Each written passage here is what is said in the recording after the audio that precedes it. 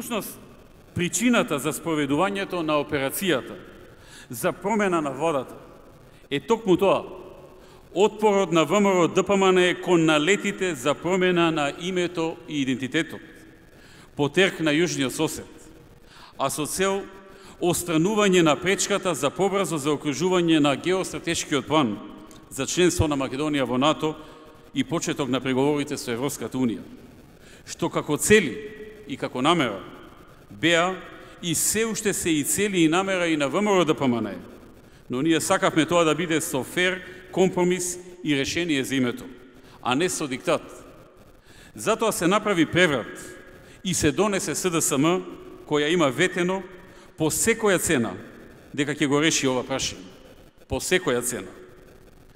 Пред некој ден, во разговор со повеќемина, поранешниот министер за надворешни работи Антонио Милошевски шеговито направи една компарација и една илустрација, при што подсети дека низ годините научил да ги дешифрира пораките на министрите за надворешни работи, па вели, кога сегашниот министер за надворешни работи на Македонија на пресконференција со колегата од Грција вели: се надевам дека ќе ја препознаете новата можност.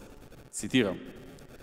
Тоа може сликовито да се илустрира со еден пример од типот како кога студент во студентски дом влегува во собата на својата колешка, која е комплетно соблечена и подготвено го очекува и му вели: се надевам дека ќе ја препознаете новата можност.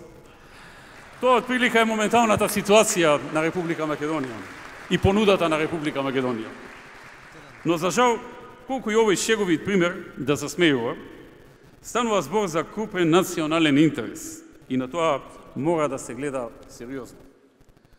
По сите успеси кои ги направивме, по сите победи и резултати, ВМРО ДПМН е кој цврсто заслана во заштита на националните и државните интереси, неминовно беше да биде под напад за да се ослабне и да се сруши од власт.